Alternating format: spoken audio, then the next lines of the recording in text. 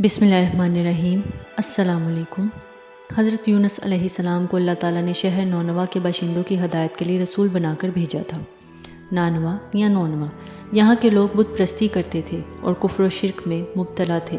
حضرت یونس علیہ السلام نے ان لوگوں کو ایمان لانے اور بت پرستی چھوڑنے کا حکم دیا، مگر ان لوگوں نے اپنی سرکشی کی وجہ سے اللہ عز و جل کے رسول علیہ السلام کو جھٹلا دیا اور ایمان لانے سے انکار کر دیا۔ حضرت یونس علیہ السلام نے انہیں خبر دی کہ تم لوگوں پر بہت جلد عذاب آنے والا ہے۔ یہ سن کر شہر کے لوگوں نے آپس میں یہ مشورہ کیا کہ حضرت یونس علیہ السلام نے کبھی کوئی جھوٹی بات نہیں کی ہے، ایسے میں دیکھو کہ اگر وہ رات کو اس شہر میں رہیں تو سمجھ لو کہ کوئی خطرہ نہیں ہے، اور اگر انہوں نے اس شہر میں رات نہ گزاری تو یقین کر لینا چاہیے کہ عذاب ضرور آئے گا۔ رات کو لوگوں نے دیکھا کہ حضرت یونس علیہ السلام شہر سے باہر تشریف لے گئے، اور واقعی صبح ہوتے ہی عذاب کے آثار نظر آنے لگے کہ چاروں طرف سے کالے بادل نمودار ہوئے اور ہر طرف سے دھواں اتر کر شہر پر چھا گیا۔ یہ منظر دیکھ کر شہر کے باشندوں کو یقین ہو گیا کہ عذاب آنے والا ہے، تو لوگوں کو حضرت یونس علیہ السلام کی تلاش و جستجو شروع ہو گئی، مگر وہ دور دور تک کہیں نظر نہیں آئے۔ اب شہر والوں کو اور خطرہ اور اندیشہ ہو گیا، چنانچہ شہر کے تمام لوگ خوف خداوندی سے ڈر کر کانپ اٹھے، اور سب کے سب عورتیں، بچوں بلکہ اپنے مویشیوں کو ساتھ لے کر اور پھٹے پرانے کپڑے پہن کر روتے ہوئے جنگل گئے، اور رو رو کر صدقے دل سے حضرت یونس علیہ السلام پر ایمان لانے کا اقرار کرنے لگے۔ شوہر بیوی سے اور مائیں بچوں سے الگ ہو کر سب کے سب استغفار میں مشغول ہو گئے اور دربار الہی میں گریہ وزاری کرنے لگے، اور جتنی حق تلفیاں ہوئی تھیں سب کی آپس میں معافی تلافی کرنے لگے۔ غرض سچی توبہ کر کے اللہ عز و جل سے عہد کر لیا کہ حضرت یونس علیہ السلام جو کچھ اللہ کا پیغام لائے ہیں ہم اس پر صدقے دل سے ایمان لائیں۔ اللہ تعالیٰ کو شہر والوں کی بے قراری اور مخلصانہ گریہ وزاری پر رحم آ گیا اور عذاب اٹھا لیا گیا۔ ناگہان دھواں اور عذاب کی بدلیاں رفع ہو گئیں، اور تمام لوگ پھر شہر میں آ کر امن و چین کے ساتھ رہنے لگے۔ اس واقعے کا ذکر کرتے ہوئے اللہ تعالیٰ نے قرآن مجید میں یوں ارشاد فرمایا ہے، ترجمہ کنز الایمان: تو ہوئی ہوتی نہ کوئی بستی کے ایمان لاتی تو اس کا ایمان کام آتا۔ ہاں، یونس کی قوم جب ایمان لائی ہم نے ان سے رسوائی کا عذاب دنیا کی زندگی میں ہٹا دیا اور ایک وقت تک انہیں برتنے دیا۔ مطلب یہ ہے کہ جب کسی قوم پر عذاب آ جاتا ہے تو عذاب آ جانے کے بعد ایمان لانا مفید نہیں ہوتا، مگر حضرت یونس علیہ السلام کی قوم پر عذاب کی بدلیاں آ جانے کے بعد بھی جب وہ لوگ ایمان لائے تو ان سے عذاب اٹھا لیا گیا۔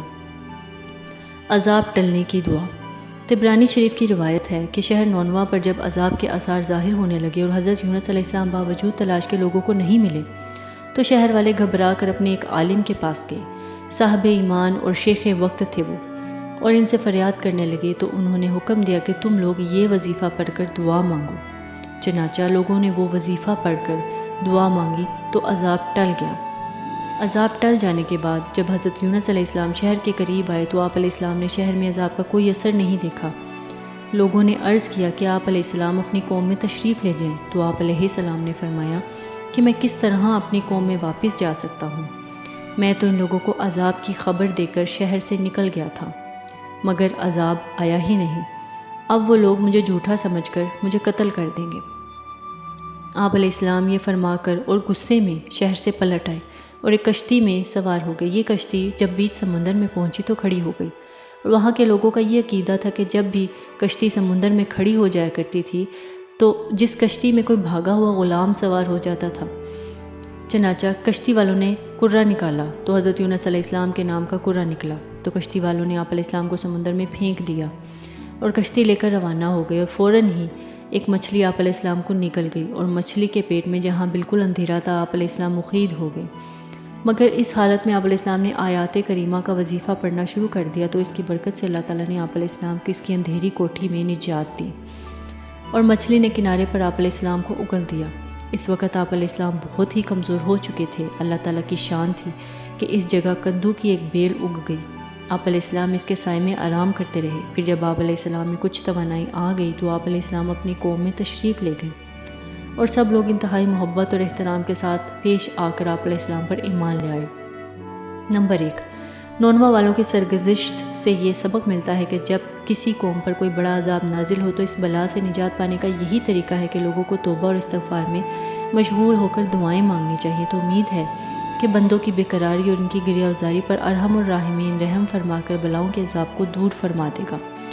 نمبر 2، حضرت یونس علیہ السلام کی دل دہلا دینے والی مصیبت اور مشکل سے ہدایت مند ہے کہ اللہ تعالیٰ اپنے خاص بندوں کو کس کس طرح امتحان میں ڈالتا ہے۔ لیکن جب بندے امتحان میں پڑھ کر صبر و استقامت کا دامن نہیں چھوڑتے اور ان بلاؤں کے طوفان میں بھی اللہ کی یاد سے غافل نہیں ہوتے تو ارحم الراحمین اپنے بندوں کی غیب سے ایسے انتظامات فرماتا ہے کہ کوئی سوچ بھی نہیں سکتا۔ سبحان اللہ۔ بہت شکریہ۔